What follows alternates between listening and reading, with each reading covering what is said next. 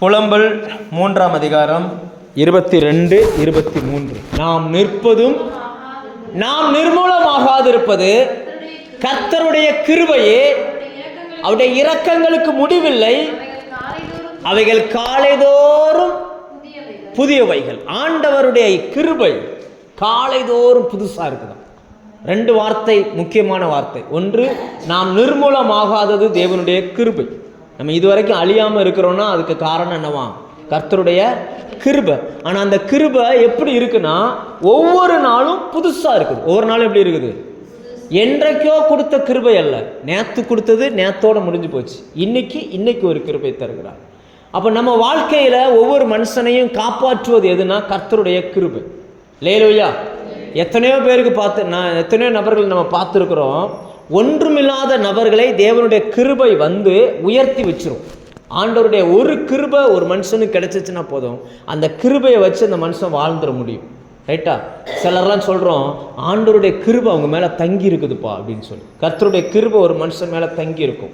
அந்த கிருபை தான் நம்மளை இன்னைக்கு வரைக்கும் வாழ வைக்கும். அந்த கிருபையை குறித்து தான் நான் இன்றைக்கு உங்களோடு கூட பேச விரும்புகிறேன். நம்ம எல்லாருமே ஆண்டவர்கிட்ட கிருபை பெற்றுக்கொள்கிறோம். ஆனால் புதிய கிருபைகளை ஒவ்வொரு நாளும் பெற்றுக்கொள்கிறோமா பெற்றுக்கொள்ளலையான்றதான் நம்ம பார்க்க போகிறோம். ஆண்டவர் ஒவ்வொருத்தருக்கும் புது புது கிருபைகளை கொடுத்துக்கிட்டே இருக்கிறார். தேவனால் பயன்படுத்த முடியாத மனுஷன் சொல்லி யாருமே கிடையாது. எந்த மனுஷனையும் கர்த்தரால் பயன்படுத்த முடியும். யாராக இருந்தாலும் சரி, தேவனே என்னை பயன்படுத்துங்கன்னு சொன்னால் உடனே அந்த மனுஷனுக்கு கிருபையை கொடுக்குறார். ஆண்டவருடைய வார்த்தை சொல்லுகிறது, யோவான் 1:14, அவருடைய பரிபூர்ணத்தினால் நாம் எல்லாரும் கிருபையின் மேல் கிருபை பெறுகிறோம். அப்படியே ஒன்றை மட்டும் இல்லை, திரும்ப திரும்ப நம்ம என்ன செஞ்சுக்கணுமா? வாங்கிக்கிட்டே இருக்கணும். ஆண்டவர் கிருபை கொடுப்பதற்கு ரெடியாக இருக்கிறார். ஆனால் அந்த கிருபையை நம்ம எப்படி பயன்படுத்துறது, எப்படி பெற்றுக்கொள்வது, என் வாழ்க்கையில் அவர் என்ன வச்சிருக்கிறார்ன்றதை நம்ம கண்டுபிடிக்கணும். லேலூயா. நீங்கள் கண்டுபிடிச்சிட்டிங்கன்னா உங்களுக்கான நோக்கம் என்ன என்பதை நீங்கள் புரிந்து கொள்ள முடியும். பைபிளை ஃபுல்லாக படித்து பாருங்கள். எல்லாருக்கும் ஒரே விதமான கிருபையை கர்த்தர் கொடுக்கல, ஒவ்வொருத்தருக்கும் ஒன்று கொடுத்தார். நமக்கு என்ன வச்சுருக்காருன்றதை நம்ம கண்டுபிடிக்கணும். அப்படி அந்த சில மனிதர்களுடைய வாழ்க்கையை நீங்கள் உத்து கவனிச்சிங்கன்னா ஆண்டவர் எதுக்கு அந்த மனுஷனுக்கு அதை கொடுத்தாரு, அந்த மனுஷனை கொடுத்து அவனை எப்படி பயன்படுத்தி இருக்கிறாரு அப்படின்னு நீங்கள் பார்த்தீங்கன்னா எனக்கும் ஏன் தந்திருக்காருன்றதை நம்ம கண்டுபிடிக்க முடியும். லேலூயா. சில நான்லாம் ஊழியத்துக்கு வர்றதுக்கு முன்னாடி, இயேசுவை ஏற்றுக்கொள்வதற்கு முன்னாடி இப்படி ஒரு ஆளுடைய கண்ணை பார்த்து நான் பேச மாட்டேன். அதுலேயும் பெண்களை பார்த்து சுத்தமாக பேச மாட்டேன். இப்படியே குடிஞ்சிட்டே போயிடுவேன். யாராவது எதுக்கு சொன்னாங்கன்னா அவ்வளோ கூச்ச சுபாவம். அப்படிப்பட்ட என்னுடைய அந்த எண்ணத்தை தேவன் தன்னுடைய பரிசுத்த ஆவியானவரால் ஒட்டச்சார். எத்தனை ஜனங்கள் இருந்தாலும் நேருக்கு நேராய் பார்த்து பேசுவதற்கு அவர் பலன் கொடுத்தார். ஏன்னா அது தேவனுடைய கிருபை, அது ஆண்டவருடைய கிருபை. சாதாரணமாக இயேசுவை ஏற்றுக்கொள்வதற்கு முன்னாடியெல்லாம் பார்த்தோம் அப்படின்னாச்சுன்னா சிலருக்கு பேச்சு வராது. நம்ம பென்னிகின்னு ஒரு ஊழியக்காரர் இருந்தார், இப்பவும் இருக்கிறார்.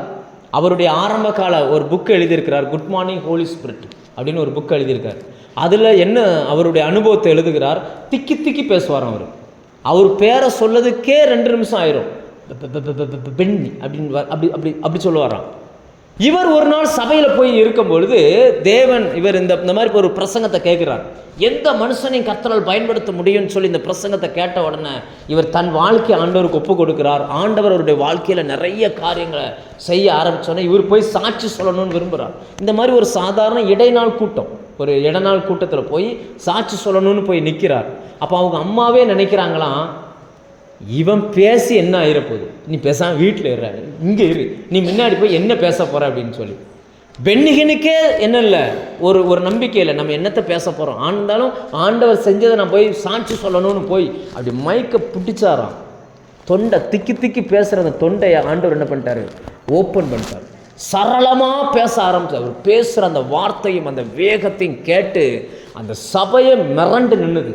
அன்னைக்கு ஆரம்பித்த அவருடைய ஊழியம் இன்னைக்கு வரைக்கும் நிற்கவே இல்லை, தொடர்ந்து போய்கிட்டு இருக்கு. நீங்கள் கூகுளில் சர்ச் பண்ணி பாருங்கள். இன்றைக்கி வேர்ல்டில் நம்பர் 1 ஊழியக்காரர். ஆனால் அவருடைய ஆரம்பம் என்ன?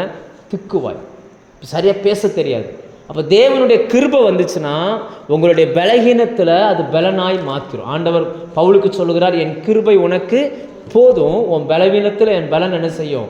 நீ எதுலெல்லாம் வீக்காக இருக்கிறியோ அதில் ஆண்டவர் கிருபை தந்து அதுலேயே உங்களை பலவானாய் மாற்றிடுவார். லேலூயா. இந்த பண விஷயத்தில் நம்ம உண்மை இல்லாமல் இருக்கலாம். ஆனால் ஆண்டவருடைய கிருபை வந்துச்சுன்னா உங்கள் கையில் கர்த்தர் பணத்தை கொடுப்பார். உங்களை வச்சு நிறைய பேருக்கு பணத்தை கொடுக்குற இடத்துல கொண்டு போய் நிப்பாட்டுவார். ஆனால் உண்மை என்னென்னா, நம்மளே எப்படிப்பட்ட ஆளாக இருப்போம். என்கிட்டலாம் 1 கோடி ரூபா கொடுத்தீங்கன்னா நாளைக்கு விட்டியறதுக்குள்ளே அவ்வளோ பணத்தையும் காலி பண்ணிடுவேன். தெரியுமா? எவ்வளோ பணம் கொடுத்தாலும் சரி, செலவு பண்ணணும், இதை காலி பண்ணணும். பாஸ்டர் 1 கோடி ரூபா இருக்குது, இது செலவு பண்ணணும் அப்படின்னாச்சுன்னா, ஏன்னா நம்ம 1 கோடி ரூபா கொடுத்தா ஆண்டவர் 2 கோடி ரூபாய்க்கு திட்டத்தை தருவார். எப்போவுமே நல்லா புரிஞ்சுவாங்க. ஊழியத்தில் 1 கோடி ரூபா 1 லட்ச ரூபா பணம் வருதுன்னா 2 லட்ச ரூபாய்க்கு தேவை இருக்கும். ஏன் ஆண்டவர் அப்படி வைக்கிறாருன்னா, அப்போனா தான் நான் பணத்தை சார்ந்து கொள்ளாமல் நான் அவரை சார்ந்து நிற்க முடியும் அப்படின்றதுக்காக ஆண்டவர் அந்த காரியத்தை செய்கிறார். ஆனால் சில மனிதர்கள் அப்படி கிடையாது. 5 ரூபா கொடுத்தீங்கன்னா அதை 10 ரூபாயாக மாற்றிடுவாங்க. ஆனால் என்ன மாதிரி ஆள்கிட்டலாம் நீங்கள் கொண்டு வந்து 5 ரூபாயை கொடுத்தீங்கன்னா 5 ரூபா கடன்காரன் ஆவனே தவிர 5 ரூபா மிச்சப்படுத்த என்ன செய்ய முடியாது. ஏன்னா நம்ம பிறந்தது, எனக்கு நினைவு தெரிஞ்சதுலேருந்து நான் இப்படியே வளர்ந்துட்டேன். பணத்தை மிச்சம் வைக்கணும், சேர்த்து வைக்கணும் அப்படின்ற அந்த மைண்ட் செட்டே கிடையாது. என் தம்பிமாரெலாம் பார்த்தீங்கன்னா உண்டியல் வாங்கி வச்சு உண்டியலை சேர்ப்பாங்க. நான் மட்டும் என்ன செய்கிறது தெரியுமா, அதையும் உடைச்சி உழைப்பதெல்லாம் உண்பதற்கேன்னு சொல்லி காலி பண்ணிடுவேன். ஆமாம், இப்போ வரைக்கும் அந்த பழக்கம் இருக்குது. இப்போ வரைக்கும் ஒவ்வொரு நாளும். ஆனால் இயேசுவை ஏற்றுக்கொண்ட பிறகு இந்த சுபாவம் மாறலை. அதுக்கு பதிலாக ஆண்டவர் என்ன பண்ணிட்டாருன்னா, ஒரு நாளும் பணம் இல்லைன்ற அந்த இடத்துக்கு ஆண்டவர் கொண்டு வரும். நமக்கு எவ்வளோ தேவையோ அவ்வளோ தேவைக்கான பணத்தை கர்த்தர் நமக்கு தருகிறார். இல்லையா? நான் சொல்ல புரியுதா? ஏன்னா எதுக்கு இதை சொல்கிறேன்னா, நீங்கள் எதில் வீக்னஸோ அதில் தான் தேவனுடைய பலன் என்ன செய்யுது, வெளிப்படுகிறது. நம்ம பைபிளில் இருந்து சில மனிதர்களை நம்ம பார்ப்போம். ஆண்டவர் தந்த கிருபை அவர்களுக்கு எதற்காய் கொடுக்கப்பட்டது. பைபிளில் முதல்ல கிருபையோடு தொடர்பு படுகிற ஒரு மனுஷன் இருக்கிறார். அவருடைய பெயர் நோவா. வாசிங்க, ஆதியாகமம் 6ஆம் அதிகாரம் 8ஆம் வசனம். நோவா எடுத்தவங்க வேகமாக வாசிங்க பார்ப்போம். ஆதியாகமம் 6ஆம் அதிகாரம் 8ஆம் வசனம். நோவாவுக்கோ கர்த்தருடைய கண்களில் கிருபை கிடைத்தது. அவ்வளவுதான். நோவாவை குறித்து அறிமுகப்படுத்தும் பொழுது சொல்லுகிறார், நோவாவுக்கு கர்த்தருடைய கண்ணில் என்ன செஞ்சிருச்சான், கிருபை ஏன் அந்த கிருபை நோவாவுக்கு கொடுக்கப்பட்டுச்சு? என்ன காரணம் அப்படின்னா, நோவா தான் பேழையை கட்டுகிறார். தேவனுடைய திட்டம் எந்த மனுஷன் மேல இருக்குதோ அந்த மனுஷனுக்கு தேவன் கிருபை கொடுக்கிறார். இப்போ நோவாவுக்கு ஒரு பேழையை கட்டும்படி கர்த்தர் சொன்னார். இன்னைக்கு உங்கள் குடும்பத்தில் நீங்கள் ரட்சிக்கப்பட்டிருக்கலாம் அப்படின்னா உங்களுக்கு ஆண்டவருடைய கண்களில் கிருபை கிடைச்சிருக்குது. எதுக்கு அப்படின்னா, உங்களோடு சேர்ந்து உங்கள் குடும்பமும் தப்பிக்கொள்வதற்கு விசுவாசம் என்கிற அந்த பேழையை நீங்கள் தான் கட்டணும். யார் தான் கட்டணும்? புத்தியுள்ள ஸ்திரீ தன் வீட்டை, அப்படின்னா செங்கலும் மணலும் வச்சு கட்டுறது இல்லை, விசுவாசத்தில் உங்கள் குடும்பத்தை நீங்கள் என்ன செய்யணும், கட்டணும். ஆண்டவர் அந்த நோவாவை தெரிந்து கொண்டதுனால நோவாவுக்கு கிடைச்ச கிருபை நோவாவுக்கு மட்டும் கிடையாது, நோவாவின் குடும்பத்துக்கும் சேர்த்து. நோவாவின் மனைவி, நோவாவின் பிள்ளை, நோவாவின் மருமகமார் எல்லாருக்கும் சேர்த்து தான். அப்போ இன்னைக்கு ஆண்டவர் நோவாவுக்கு ஏன் கிருபை கொடுத்தாருன்னா, பேழையை அந்த நோவா என்ன செய்யணும், கட்டணும், தன் குடும்பத்தை காப்பாற்றணும், வருகிற அழிவிலிருந்து தன் குடும்பம் காப்பாற்றப்படணும். இன்னைக்கு நம்முடைய குடும்பங்கள் எப்படி இருக்குது, நம்மை சேர்ந்தவர்கள் எப்படி இருக்கிறாங்க, எத்தனையோ பேர் வேலை செஞ்சுருப்பாங்க. இது எவ்வளோ நாள் செஞ்சாங்களாம், நீங்கள் எடுத்து பார்த்தீங்கன்னு சொன்னால் இந்த பேழையை எவ்வளோ நாள் செஞ்சுருக்கிறாங்க அப்படின்னு எடுத்து பார்த்தீங்கன்னு சொன்னால் கிட்டத்தட்ட 120 வருஷம் பேழையை கட்டியிருக்கிறாங்க. ஆண்டவர் சொன்னார், மனுஷன் இருக்க போகிற நாட்கள் 120 நாட்கள். அந்த என்னைக்கு பேழையை கட்ட சொன்னாரோ அதுலேருந்து கிட்டத்தட்ட 120 வருஷம். 120 வருஷமாக ஒரு பேழையை செய்கிறாருன்னா எப்படி செஞ்சுருப்பாரு யோசிச்சு பாருங்க. எத்தனை ஒரு மனுஷனை செய்ய முடியுமா? மரத்தை வெட்டி மரத்தை இலைச்சி எவ்வளவு பெரிய பேழையை கட்டணும், ஒரு மனுஷனை செய்ய முடியாது. எத்தனையோ பேர் வந்திருப்பார்கள், உதவிக்கு வந்திருப்பார்கள், வேலை முடிஞ்சோன்னு போயிருப்பாங்க. ஆனால் அவர்கள் யாரும் பேழைக்கு உள்ளே வரல. நோவாவின் குடும்பம் பேழைக்கு உள்ளே வந்துச்சு, அதனால் அது காப்பாற்றப்பட்டது. லேலுயா. ஆண்டவர் பாருங்க, முதல்ல உங்கள் குடும்பத்தை கட்டணும். ஆண்டவர் உங்களுக்கு தருகிற கிருபை எதுக்கு அப்படின்னா, ஒரு மனுஷனாக இருந்த அந்த நோவாவுக்கு கர்த்தர் கொடுத்த வேலை என்னன்னா, குடும்பத்தை கட்டணும். உங்கள் குடும்பங்கள் கிறிஸ்துவுக்குள் கட்டப்படுகிறதா அப்படின்னு ஒரு கேள்வி கேட்டால் நம்ம சொல்லணும், நானும் என் வீட்டாரும் கர்த்தரையே சேவிப்போம். உங்களுடைய விசுவாசம் உங்கள் குடும்பத்தை கட்டி எழுப்பும். நல்லா புரிஞ்சுக்கோங்க. பைபிளில் நம்ம பார்க்குறோம், தீமோத்தேயு என்கிற அந்த மனுஷனுக்கு அப்போஸ்தலனாகிய பவுல் எழுதுகிறார், உன்னுடைய அந்த விசுவாசம் முந்தி உன் பாட்டிக்குள்ளே இருந்துச்சு, அடுத்து உன் அம்மாவுக்குள்ளே இருந்துச்சு, இப்போ உனக்குள்ளே என்ன செஞ்சுருக்கு. ஆமாம், 2 தீமோத்தேயு 1ஆம் அதிகாரத்தில் இவர் எழுதுகிறார், அவர் தீமோத்தேயு கண்ணீரோடு ஜெபம் பண்ணுவாராம். தீமோத்தேயுவின் அடையாளமே என்னன்னா கண்ணீரோடு ஜெபிக்கிற மனுஷன். இந்த விசுவாசம் முந்தி உன் பாட்டியாகிய லோவிசாளுக்குள்ளும் உன் தாயாகிய ஐனிக்கையாளுக்குள்ளும் இருந்துச்சு அப்படின்றார். அப்படின்னா பாருங்க, அந்த பாட்டியாகிய அந்த அம்மா இயேசுவை ஏற்றுக்கொண்டாங்க, தேவனை ஏற்றுக்கொண்டாங்க. தேவனை ஏற்றுக்கொண்டு கண்ணீரோடு ஜெபம் பண்ணாங்க. அவங்களுடைய மகளான ஐனிக்கையால் ரட்சிக்கப்பட்டாங்க. அடுத்து அந்த அம்மா ஜெபம் இந்த தீமோத்தேயுவை என்ன செஞ்சிருச்சு?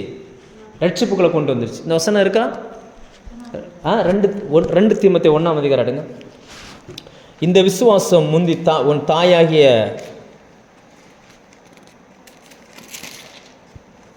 ஒன்னிலுள்ள 5ஆம் வசனம், 1ஆம் அதிகாரம் 5ஆம் வசனம்.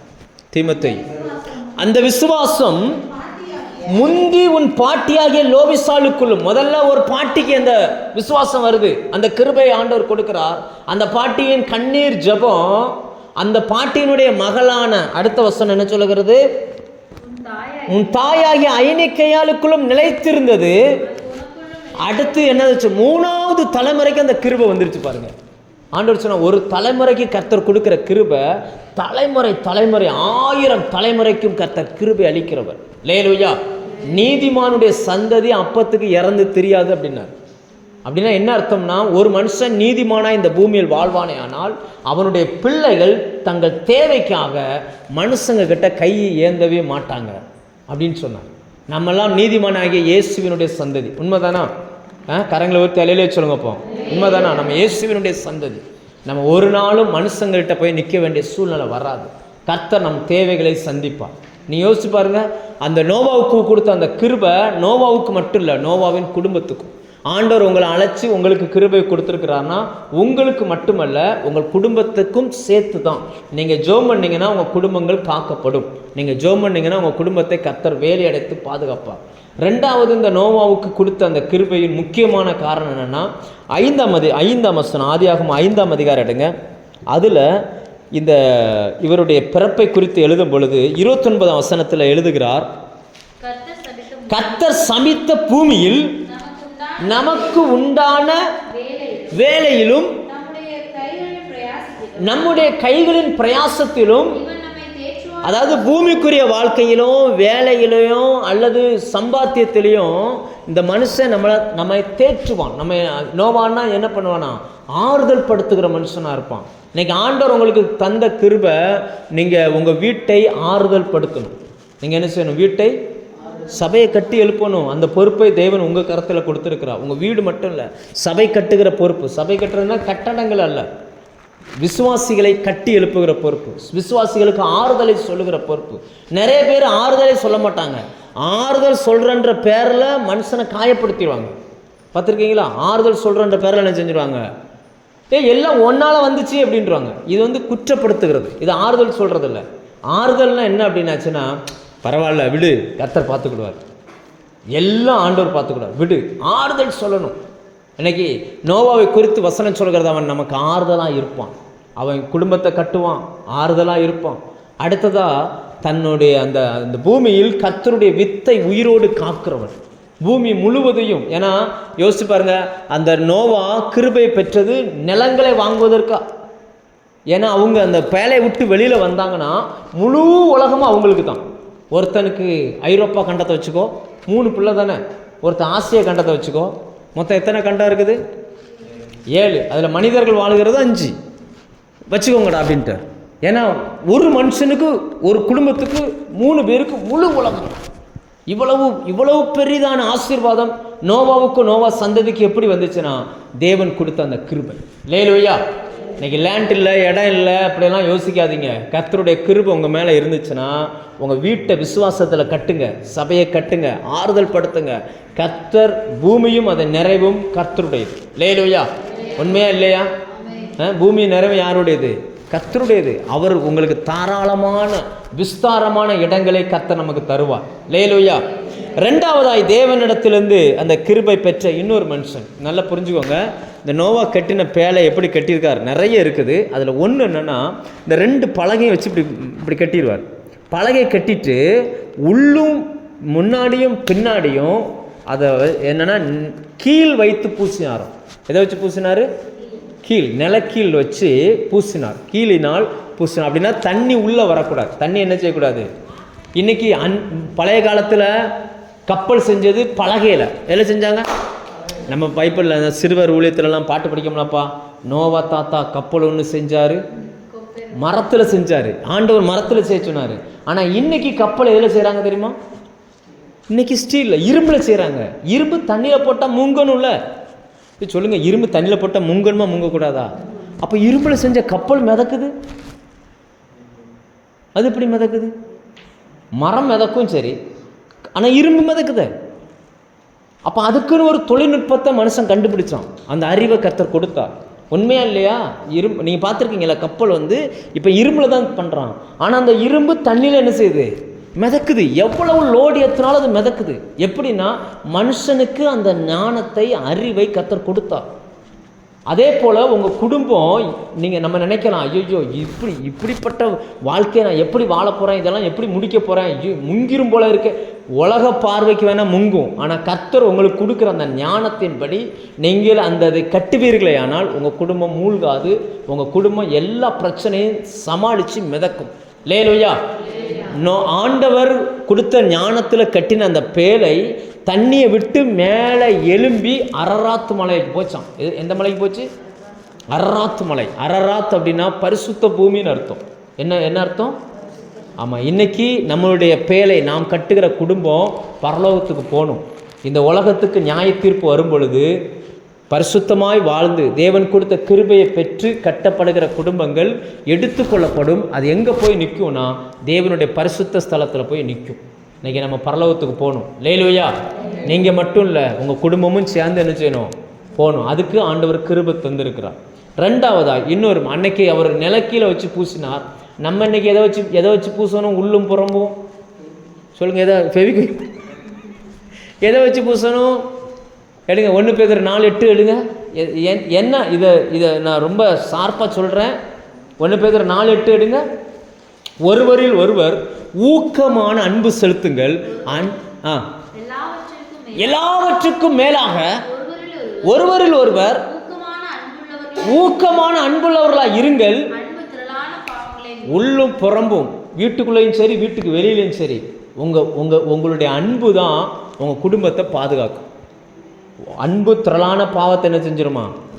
சொல்லுங்கள். அன்பு திரளான பாவத்தை, ஒரு சட்டை கிழிஞ்சு சட்டை இருந்துச்சுன்னா அது கிழிச்சல் வெளியில் தெரியாமல் நம்ம மூடுறோம். ஏன்னா இது வெளியில் தெரியக்கூடாதுன்னு சொல்லி. அதே போல் உங்கள் குடும்பத்தில் இருக்கக்கூடிய பலகீனங்கள், உங்கள் வீட்டில் யாராவது ஒருவர் தப்பு பண்ணுறாருன்னா அதை வெளியில் சொல்லக்கூடாது. அதை நீங்கள் மூட பழகிக்கொள்ளணும். அன்பு திரளான பாவங்களை மூடும். தேவனுடைய சுபாவம் என்னென்னா, நம்மளை பற்றி ஆண்டவர் யார்கிட்டையுமே சொல்ல மாட்டார். நான் எவ்வளோ பெரிய தப்பு பண்ணாலும் சரி, என் தப்பை இன்னொரு ஆள்கிட்ட ஆண்டவர் என்ன செய்ய மாட்டார்? சொல்லவே மாட்டார். ஆனால் அவருக்கு தெரியும் இவன் எவ்வளவோ தப்பு பண்ணுறான்னு. எனக்கு தெரியும் நான் எவ்வளோ தப்பு பண்ணுறேன்னு சொல்லி. எவ்வளோ தப்பு பண்ணாலும் எந்த மனுஷங்கிட்டையும் இப்போ என்ன செய்ய மாட்டார்? சொல்ல மாட்டார். ஏன்னா அவர் அன்பாகவே இருக்கிறார். அவரே போல தான் நீங்களும் நானும் அன்பாக இருக்கிறோம். உங்கள் வீட்டில் நீங்கள் தான் ரட்சிக்கப்பட்டிருக்கிறீங்க.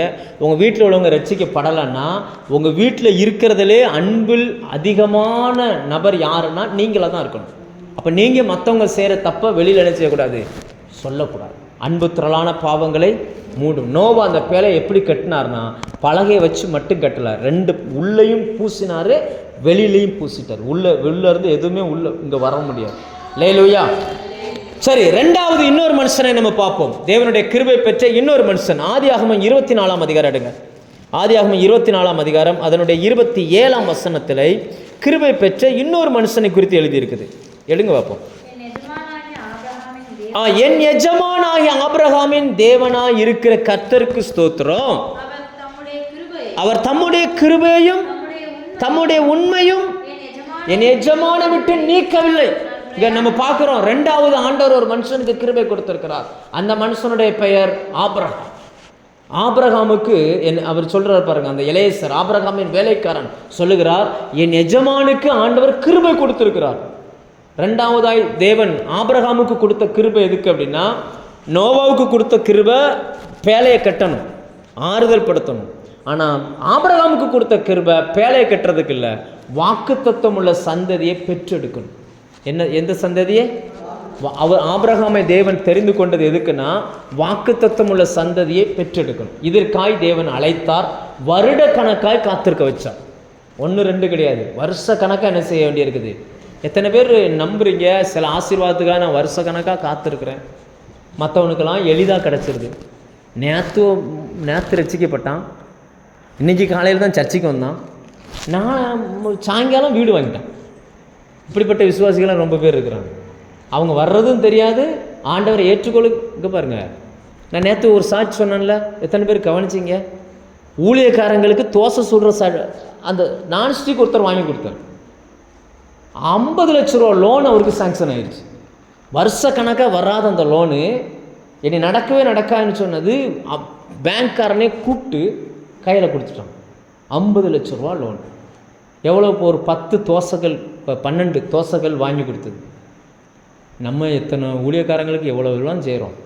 நமக்கு நான் சொல்ல புரியுதா? நான் என்ன சொல்ல வர்றேன்னா சிலருக்கு உடனே நடந்துருது, ஆனால் சிலருக்கு என்ன ஆகுது, உடனே நடக்க மாட்டேங்குது. ஆபிரகாம் கூட வந்த லோத்துக்கு 2 பிள்ளை இருக்குது. அண்ணன் பையன் லோத்துவுக்கு கல்யாணம் ஆகி 2 பிள்ளை இருக்குது, ஆனால் ஆபிரகாமுக்கு பிள்ளை இல்லை. ஆனால் ஆண்டவர் ஆபிரகாமுக்கு கிருபை கொடுத்துருக்கிறார். அந்த கிருபை எதுக்கு அப்படின்னாச்சுன்னா, வாக்குத்தத்தம் உள்ள சந்ததியை பெற்றெடுக்கணும். அது வரைக்கும் அவரை காத்திருக்க வைக்குது. நல்லா புரிஞ்சுக்கோங்க. உங்கள் வாழ்க்கையில் சில காத்திருப்புகள் இருக்குது, மற்றவங்களுக்கெல்லாம் கிடைக்குது, எனக்கு கிடைக்க மாட்டேங்குது, லேட் ஆகிட்டே போகுது அப்படின்னாச்சுன்னா உன்னை வெயிட் பண்ணுங்கள். ஆண்டவர் அவர் விரும்பின ஒன்றை உங்களுக்கு தருவதற்கு உங்களை வெயிட் பண்ண வைக்கிறார். எல்லாரையும் வெயிட் பண்ண வைக்க மாட்டார், சிலருக்கு மட்டும்தான் அதை வைத்திருக்கிறார். சில காரியம் சிலருக்கு வெயிட் பண்ணிகிட்டே போகும். சில குடும்பத்தில் பாருங்கள், இவங்க கேட்குற எல்லா ஜபத்துக்கும் பதில் வந்துக்கிட்டே இருக்கும், ஆனால் குறிப்பிட்ட ஒரு ஜபத்துக்கு மட்டும் பதில் வராது. அது சில நேரம் பண விஷயமா இருக்கலாம், சில நேரம் ஆட்கள் ரட்சிக்கப்படாத விஷயமா இருக்கலாம், சில நேரம் வீடு சம்பந்தமாக, அதாவது லேண்டு சம்பந்தமாக இருக்கலாம், சில நேரம் சரீரத்தில் அவங்களுக்கு விரோதமாய் போராடுகிற அந்த பாவமோ இச்சையோ அல்லது கோபமோ, இந்த மாதிரி சுபாவம். சிலலாம் சொல்லுவாங்க, எனக்கு கோபமே கண்ட்ரோல் ஆக மாட்டேங்குது, நானும் உபவாசம் போட்டு ஜெபம் பண்ணி பார்க்குறேன், அது பண்ணி பார்க்குறேன், இது பண்ணி பார்க்குறேன், இப்படியெல்லாம் சில ஏதோ ஒரு பகுதியில் மட்டும் அது நடக்கவே நடக்காது. ஆபிரகாமுக்கு எதை தொட்டாலும் சக்ஸஸ், ஆனால் பிள்ளைன்னு வரும்போது மட்டும் என்ன ஆயிடுது, ஆண்டவர் வெயிட் பண்ண வைக்கிறோம். ஏன்னா தேவன் கொடுத்த அந்த கிருபை வாக்குத்தத்தம் உள்ள சந்ததியை பெற்றெடுக்கணும். இன்றைக்கி ஆண்டவர் நமக்கும் கிருபை கொடுத்துருக்கிறார். உங்களுக்கு பிறகு உங்களுடைய சொத்துக்களும் ஆஸ்திகளுக்குமான வாக்குத்தத்தம் உள்ள சந்ததிகளை நீங்கள் பெற்றெடுக்கணும். அதுக்கு அர்த்தம் என்னென்னா, இப்போ நான் சாத்தூரில் பாஸ்டர் தங்கராஜ் அப்படின்னு சொல்லக்கூடிய ஊழியக்காரருக்கு இருந்த சபையில் நான் இருந்தேன். எங்கள் பாஸ்டருக்கு ஒரு பையன் இருக்கிறான், சாம்சன் அவன் பேர். அவன் படிச்சுட்டு MBA முடிச்சுட்டு அவன் ஒரு சாஃப்ட்வேர் கம்பெனியில் ஒர்க் பண்ணுறான். அவருக்கு சரீர பிரகாரமான பிள்ளை, ஆனால் நான் அவருக்கு ஆவிக்குரிய பிள்ளை. அவர் செய்த ஊழியத்தை அவருக்கு அடுத்ததாக அவர் ஊழியம் செஞ்சார். அவர் சபையில் இருந்துட்டு இப்போ நான் எங்கே வந்திருக்கிறேன், ஊழியத்துக்கு வந்திருக்கிறேன். சரீரத்தின்படி சாம்சன் அவருக்கு பிள்ளை, ஆனால் ஆவியின்படி நான் அவருக்கு வாக்குத்தத்தம் உள்ள சந்ததி. ஏன்னா ஆபிரகாமுக்கு பிறகு அந்த தேசத்துக்கு யார் தான் வரணும், ஈசாக்கு தான் வரணும். நான் சொல்கிற பாயிண்ட் உங்களுக்கு புரியுதா? அதாவது சரீரத்தின்படி அவர் பிள்ளை, சரீரத்தின்படி எங்கள் பாஸ்டருக்கு அவர் பையன். ஆனால் ஆவியின்படி அவர் என்ன செஞ்சார், சுவிசேஷத்தை அறிவித்து வசனத்தினால் என்னை பெற்றெடுத்தார், எனக்கு இயேசுவை பற்றி சொல்லி கொடுத்தாரு. இன்னைக்கு அந்த வரிசையில் என்னை கொண்டு வந்து என்ன பண்ணிட்டாரு, ஒரு ஊழியக்காரனாக நிப்பாட்டிச்சார். நான் சொல்ல புரியுதா? அவருக்கு நான் வாக்குத்தத்தத்தின்படியான மகன். அதாவது சரீர பலமே இதுக்கு தேவையில்லை. ஆபிரகாம் சரீர பலத்தோடு ஒரு பிள்ளையை பெற்றெடுத்தார். அந்த பிள்ளை பேர் இஸ்மவேல். இன்னைக்கு வரைக்கும் இருக்கக்கூடிய இஸ்லாமியர்களுக்கு அவர் தகப்பன். நான் சொல்ல புரியுதா? இல்லைன்னா முஸ்லீம் என்கிற ஒரு இனமே என்ன செஞ்சுருக்காது, வந்திருக்காது. அப்போ அவருடைய மாம்சத்தில் அது பிறந்ததுனால இன்னைக்கு வரைக்கும் மாம்சத்தின் கிரியையாய் அவங்க போராடிக்கிட்டு இருக்கிறாங்க. எங்கே பிரச்சனை வந்தாலும் அதில் அவங்க இருப்பாங்க. எங்கே பிரச்சனை, உலகத்தில் எந்த இடத்துல பிரச்சனை வந்தாலும் இந்த மாம்சத்தின் கிரியையின்படி அவங்க என்ன செய்வாங்க, இருப்பாங்க. ஆனால் ஈசாக்கை பெற்றெடுப்பதற்கு சரீர பலன் தேவையில்லை. அவருடைய சரீரமெல்லாம் செத்து போச்சு. ஆவியின் பலத்தோடு அந்த குழந்தையை பெற்றெடுத்தார். அந்த ஆவிக்குரிய ஆசீர்வாதம் யாருக்கு போச்சுன்னா ஈசாக்குக்கு போச்சு. ஆவிக்குரிய ஆசீர்வாதம் யாருக்கு போச்சு? இன்னைக்கு வரைக்கும் தேவனை தொழுது கொள்கிறவர்கள் ஆவியோடு உண்மையோடும் தொழுது கொள்ளணும். அப்படி உண்மையாக தொழுது கொள்கிற ஒரு இனம் யாருன்னா நாம தான். உண்மை தானே? தேவனை ஆவியோடும் உண்மையோடும் நம்ம என்ன செய்கிறோம்? அவங்க மேலே போய் கை வைக்க முடியுமா ஒரு மனுஷன்? ஆனால் நம்மளை அடிக்கலாம், நிர்வாணப்படுத்தலாம், வீடுகளை கொளுத்தலாம், என்ன வேணாலும் செய்யலாம். ஒரு இயேசு கிறிஸ்துவின் ஆவியை பெற்றவன் எதிர்த்து பேச மாட்டான், எதிர்த்து அடிக்க மாட்டான். ஆனால் அங்கே போய் பண்ண முடியுமா? இஸ்மவேல் சந்ததிக்கிட்ட போய் பேச முடியுமா? வாலாட்ட முடியுமா? சொல்லுங்கள், எதனா செய்ய முடியுமா? ஒன்றும் பண்ண முடியும். நான் சொல்கிற இந்த வித்தியாசத்தை புரிந்து கொள்ளுங்கள். தேவன் நமக்கு, அதாவது உங்களுக்கு உங்கள் சரீர பிரகாரமாக பிள்ளை இருக்கலாம். ஆனால் நீங்கள் என்ன செய்யணும்னா ஆவிக்குரிய சந்ததியை நீங்கள் பெற்று எடுக்கணும், அல்லது வாக்குத்தத்தமான சந்ததியை நீங்கள் பெற்று எடுக்கணும். உங்கள் மூலமாக சுவிசேஷம் அறிவிக்கப்பட்டு ஒரு ஆத்மாவை சபைக்குள்ளே கொண்டுட்டு வரணும். உங்கள் ஸ்தானத்தில் இது என்னுடைய ஆவிக்குரிய பிள்ளை அப்படின்னு நீங்கள் சொல்லணும். சொல்லுகிற அளவுக்கு ஒருத்தர் உங்கள் கூட என்ன செய்யணும்? இருக்கணும். அப்படி இருக்கிறாங்களா? என்ன ஒரு மாதிரி பார்க்குறீங்க? இருக்கிறாங்களா? சிறுலூத்தூர் பகுதியில் ஒரு ஃபேமிலி இருக்கிறாங்க. அவங்க பார்த்தீங்கன்னு சொன்னால் ஜீவஜோதின்னு ஒரு டீச்சர். அந்த டீச்சருக்கு அவங்க கணவன் மிலிட்ரியில் வேலை பார்த்தார். மிலிட்ரியில் வேலை பார்த்த வாக்கில் மிலிட்ரிலேயே அங்கே வேலை செய்கிற ஒரு பொண்ணோடு அவருக்கு தொடர்பாகிடுச்சு. இங்கே பையன் இருக்கிறான், அவன் அங்கே இருந்துக்கிட்டு இந்த பொண்ணை வேண்டான்னு சொல்லி லெட்டரை போட்டான். இதை அதை நினச்சி மனநல பாதிக்க டீச்சர், அது நல்ல எம்எட்டு படித்த டீச்சர், மனநல பாதித்து கடைசியில் எப்படி ஆயிடுச்சுன்னா அது ட்ரெஸ் எல்லாம் அவுத்து போட்டு ரோட்டுக்கு போகிற மாதிரி ஆகிடுச்சு. அவ்வளவு மென்டல் டார்ச்சர். அந்த சூழ்நிலையில் தான் நான் அவங்கள போய் சந்திக்கிறேன். வீடை ஃபுல்லாக சுவர் ஃபுல்லாக இந்து போட்டாவாக மாட்டி வச்சுருப்பாங்க. அவங்கள நான் சந்தித்து அவங்களுக்கு இயேசுவை பற்றி சொல்கிறேன். அந்த மனநல பாதிக்கப்பட்ட பெண்ணுக்கு கவுன்சிலிங் கொடுக்க ஆரம்பிக்கிறேன். அப்படியே போக வர கிட்டத்தட்ட ஒரு 3 வருஷம் அந்த வீட்டுக்கு போக்குவரத்துமாக இருந்தேன். அவங்களுக்கு மனநலம் சரியாகலை. ஆனால் அவங்க அப்பா அம்மா வீட்டில் இருந்தவங்கெல்லாம் இயேசுவை ஏற்றுக்கொண்டாங்க. அந்த பெண் இறந்துட்டாங்க, அந்த ஜீவஜோதின்ற பெண் இறந்து போச்சு. ஆனால் அந்த வீட்டில் இருந்த மற்றவங்கெல்லாம் என்ன பண்ணிட்டாங்க? இயேசுவை ஏற்றுக்கொண்டாங்க, ஞானஸ்தானம் பெற்றாங்க. அவங்க தனியாக ஒரு வீடு, அந்த ஊருக்குள்ளே பார்த்தீங்கன்னா கிறிஸ்தவனாக இருந்தாலும் அந்த ஊருக்குள்ளே இருக்கக்கூடாதுன்னு பெரிய பிரச்சனை வந்துச்சு. ஆனால் அவங்க சொன்னாங்க, இந்த ஊரில் நான் இருக்கலை, என் சொந்த இடம் இருக்குது, அந்த தோட்டத்தில் நான் வீடு கட்டி அங்கே இருந்துக்கிறேன்னு சொல்லி இன்னைக்கு வரைக்கும் இயேசுவுக்கு சாட்சியாய் சபைக்கு போய்கிட்டே இருக்கிறேன். நான் இங்கே இருக்கிறேன், ஆனால் நான் சுவிசேஷம் அறிவித்து பெற்றெடுத்த ஒரு குழந்தைகளாய் அந்த ஃபேமிலி இன்னமும் என்ன செஞ்சுக்கிட்டு இருக்குது? சபைக்கு போய். எதுக்காகனா அதுதான் வாக்குத்தத்தமான சந்தை. கர்த்தர் நமக்கு தந்த வாக்குத்தத்தம் நமக்கு பிறகு நம்முடைய பிள்ளைகளுக்கு என்ன செய்யணும்? நான் சொல்ல புரியுதா? கர்த்தராகிய இயேசு கிறிஸ்து விசுவாசி, அப்பொழுது நீயும் உன் வீட்டார் என்பது வெறுமனே நம்மளோடு சரீர உறவில் இருக்கிறவர்கள் மட்டுமல்ல, நம்மோடு இணைந்திருக்கிற மனிதர்கள். யாருக்கெல்லாம் நீங்கள் சுவிசேஷம் அறிவிக்கிறீங்களோ அவங்களுக்குள்ளே இருந்து ஒரு ஈசாக்கை நீங்கள் உருவாக்க வேண்டும். லேலுயா. ஃபஸ்ட்டு உங்கள் வீட்டை கட்டணும், ரெண்டாவது உங்களைப் போல உங்களுக்குள் ஒரு நபர் என்ன செய்யணும்? உருவாக்கணும். காலேஜ் படிக்கிறவங்க, ஸ்கூல் படிக்கிறவங்க, வேலை செய்கிறவங்க, உங்கள் கூட வேலை செய்கிறவங்களுக்கு இயேசுவை பற்றி சொல்லணும். இயேசு நல்லவர், இயேசு ஏற்றுக்கொள் அப்படின்னு சொல்லணும். உங்கள் விசுவாசம் அவங்களுக்குள்ளே போய் அவங்கள கூட்டிகிட்டு வரணும். ஆண்டவர் விசுவாசிகளை புறான்னு சொல்கிறார். என்ன சொல்கிறாரு? புறாக்களை போல கபடற்றவர்களாக இருங்கள் புறான்னு சொல்கிறார். புறாவில் 2 டைப்பு புறா இருக்குது. ஆமாம், ஆண் புறா பெண் புறா இல்லை, 2 டைப் புறா இருக்குது. ஒன்று பார்த்தீங்கன்னா இந்த புறாவை பறக்க விட்டிங்கன்னா வேறு புறாவை கூட்டிகிட்டு வந்துடும். இந்த புறா வளர்த்தவங்க சொல்லுவாங்க, ஒரு புறாவை பறக்க விடுவாங்க, இது போய் என்ன செஞ்சிடும்? வேறு இன்னொரு புறாவை கூப்பிட்டு வந்துடும்.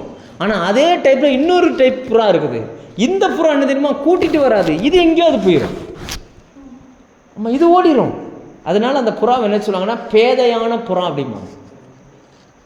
அதாவது என்னென்னா ஆண் புறா பறக்க விட்டு பெண் புறா கூட்டிகிட்டு வரும், இல்லைன்னா பெண் புறா பறக்க விட்டு ஆண் புறா, இப்படி இந்த மாதிரி இருக்கு இல்லையா? சில புறாக்கள் வேற புறாவை கூட்டிகிட்டு வந்துடும், சில புறாக்கள் கூட்டிகிட்டு வராது, இது என்ன செஞ்சிடும்? அங்கே போயிடும். இப்படி தான் கிறிஸ்தவத்தில் நிறைய புறாக்கள் போய்கிட்டே இருக்கு, பறந்து போய்கிட்டே இருக்கு. நாம் எப்படிப்பட்ட புறாவாக இருக்கிறோம்? ஆட்களை கூட்டுக்கு அழைக்கிற புறாவாக இருக்கிறோமா, இல்லை அவங்களோட சேர்ந்து நம்ம போகிற புறாவாக இருக்கிறோமா? நம்ம யோசித்து பார்ப்போம். ஆபிரகாமுக்கு தேவன் கொடுத்த கிருபை வாக்குத்தத்தம் உள்ள சந்ததியை பெற்றெடுக்கணும். உங்களுக்கு பிறகு உங்கள் பேர் சொல்லக்கூடிய நபர்கள் இருக்கணுங்க. சொல்ல புரியுதா?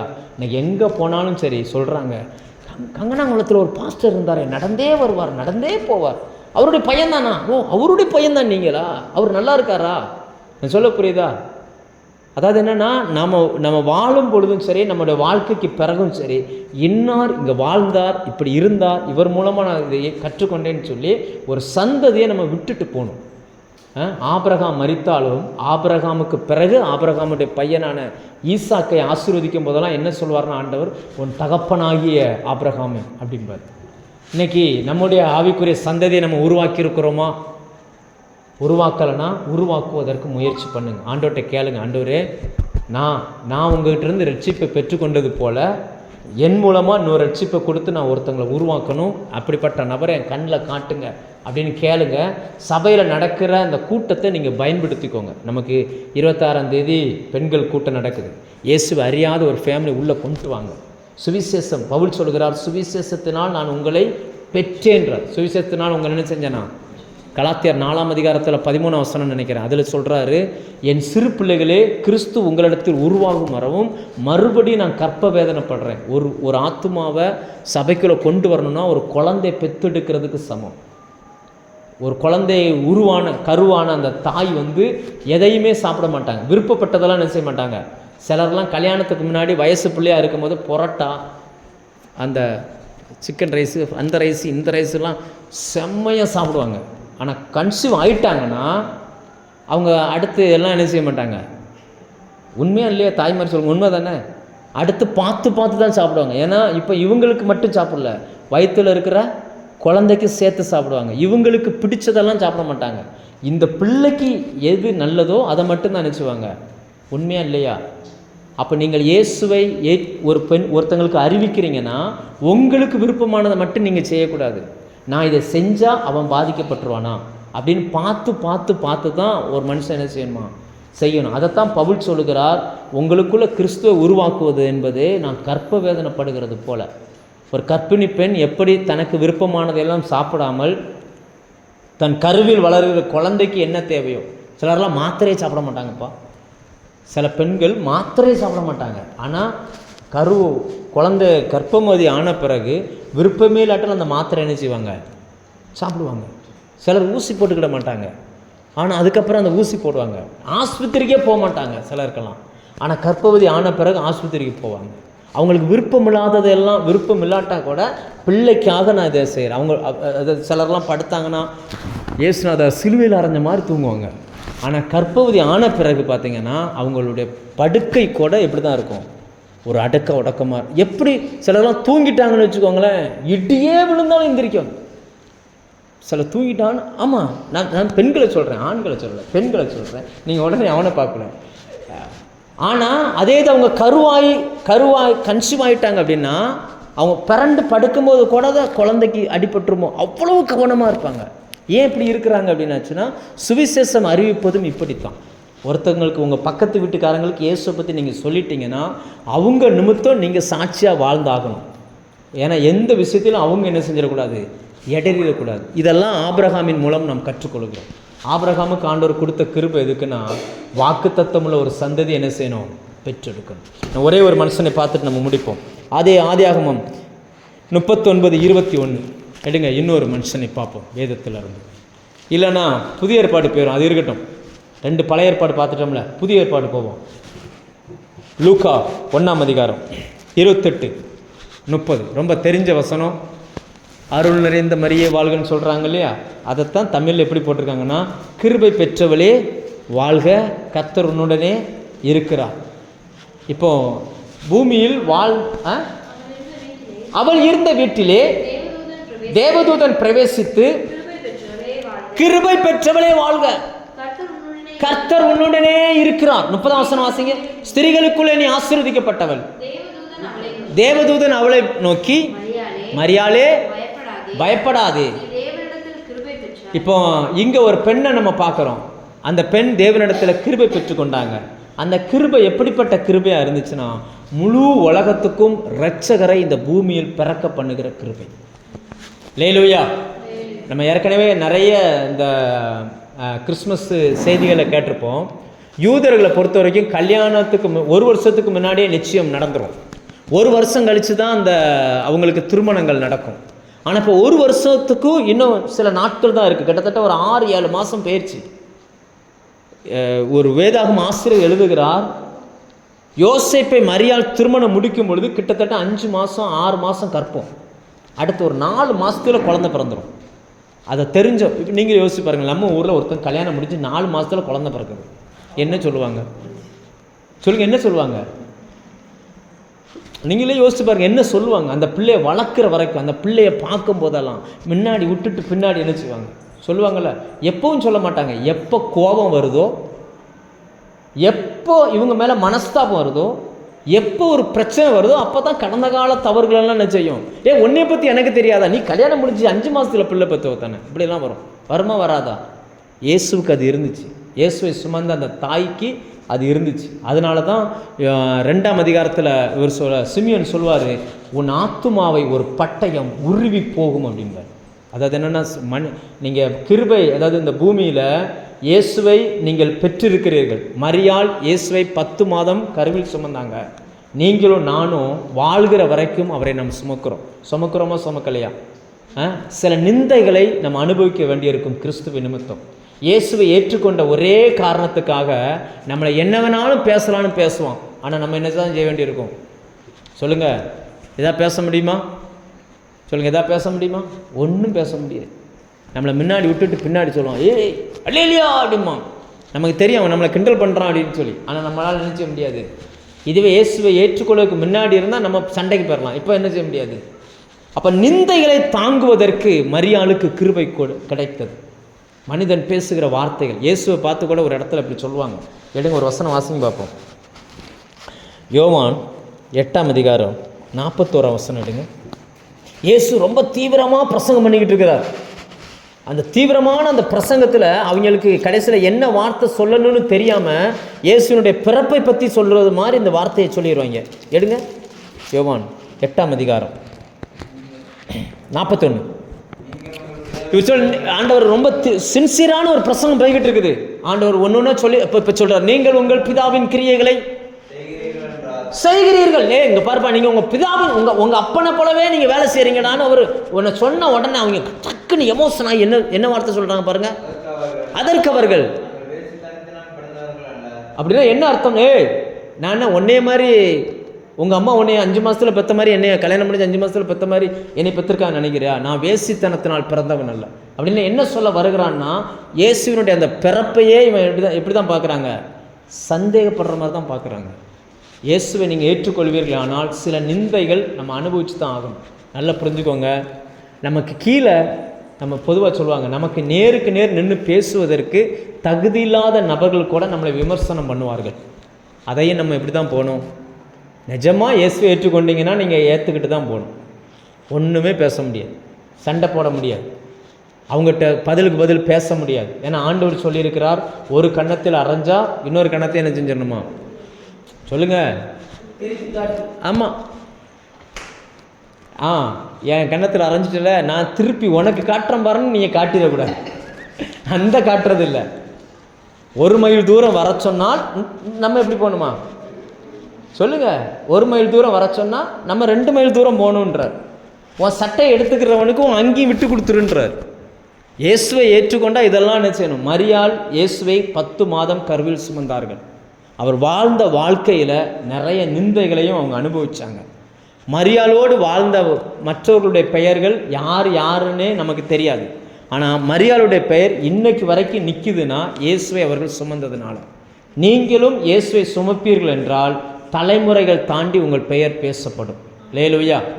எத்தனையோ மிஷினரிகள் பூமியில் வாழ்ந்தார்கள். சில மிஷினரிகள், நம்ம ஊருக்கு வந்த சில மிஷினரிகளை இன்றைக்கும் நம்ம பேசுகிறோம். ஒரு ரேணி செய்யற இன்றைக்கும் பேசுகிறோம். நம்ம தாவீதையா, அவர் கூட வாழ்ந்தவங்க எத்தனை பேர் உண்டு. யாருடைய பேராவது யாருக்காவது நினைவில் இருக்குமா? நம்மளாம் அவரை பார்த்ததே கிடையாது. நீங்கள் பார்த்தீங்களோ, நானும் பார்த்ததே கிடையாது. ஆனால் இன்றைக்கும் நம்ம என்ன செய்கிறோம்? ஏன்? அவர் இயேசுவை சுமந்து கொண்டு இந்த ஊருக்கு வந்தார். மரியாள் இயேசுவை சுமந்ததினால் அந்த தலைமுறையில் மட்டுமல்ல, இந்த தலைமுறையிலும் அவங்க பேசப்படுகிறார்கள். நீங்கள் இயேசுவை சுமப்பதற்கு ஆண்டவர் உங்களுக்கு கிருபை தருகிறார். நீங்கள் இயேசுவை சுமப்பீர்கள் என்றால் இந்த தலைமுறையில் நீங்கள் பேசப்படுவீங்க. வருகிற தலைமுறையில் நீங்கள் என்ன செய்வீங்க? பேசப்படுவீங்க. உங்கள் பேர் பேசப்பட்டிருக்கும். ஒரு முறை ஒரு நாடகம் ஒன்று அனுப்பியிருந்தாங்க, ஏமி கார்மேக்கல் அம்மையார். அந்த நாடகம் டோனாவூரில் டோனாவூர் ஃபெல்லோஷிப் ஆஸ்பத்திரியை உருவாக்கின ஒரு அம்மா. அதில் அந்த நாடகம் எப்படி ஸ்டார்ட் ஆகுதுன்னா, ஒரு சின்ன பிள்ளை போய் நின்றுக்கிட்டு ஏசப்பாட்ட ஜெபம் பண்ணுது. ஏசப்பா, எங்கள் அம்மாவுக்கும் எங்கள் அப்பாவுக்கும் ப்ளூ கலரில் கண் இருக்குது. கண் இந்த கருவெளி எப்படி நமக்கு இருக்கிற மாதிரி இருக்காது, ஃபாரினர்ஸ்க்கெல்லாம் நமக்கு இருக்கிற மாதிரி கருப்பாக இருக்காது. அவங்களுக்கு கண் எப்படி இருக்கும் அப்படின்னாச்சுன்னா ஒரு மாதிரி ப்ளூ கலர், அந்த ஒரு காப்பி பொடி கலர், ஒரு மாதிரி கலரில் இருக்கும். அப்போ இந்த அம்மாவுக்கு இது ஜெபம் பண்ணுது, ஆண்டவர் ஏசப்பா, எங்கள் அப்பாவுக்கும் அம்மாவுக்கும் கண் ஒரு மாதிரி இருக்குது, எனக்கு மட்டும் வேறு மாதிரி கண் இருக்குது. அதனால் நான் தூங்கி எந்திரிக்கும் போது என் கண்ணை நீங்கள் என்ன செஞ்சுருங்க, மாற்றிருங்கன்னு இந்த அம்மா ஜெபம் பண்ணுது. ஜெபம் பண்ணி முடிச்சுட்டு காலையில் எந்திரிச்சிட்டு கண்ணாடியை போய் பார்க்க போகும்போது இப்படி கண்ணை பொத்திட்டே போகுது. ஏசப்பா என் கண்ணை மாற்றிருங்க, ஏசப்பா என் கண்ணை மாற்றிருங்கன்னு கையெழுத்தா கண் இருந்த மாதிரியே தான் இருக்குது. உடனே இது யோசிக்குது, அச்சோ என்ன ஏசப்பா நான் பண்ண ஜெபத்தை கேட்கல அப்படின்னு யோசிச்சுட்டு உடனே அந்த சிரிப்புல மறுபடியும் சொல்லுது, இல்லை அப்படி இல்லை, ஏசப்பா நான் பண்ண ஜெபத்தை கேட்டிருக்காரு, அவர் என்ன பதில் கொடுத்தாலும் நான் சந்தோஷமாக வாங்கிக்கிடணும்.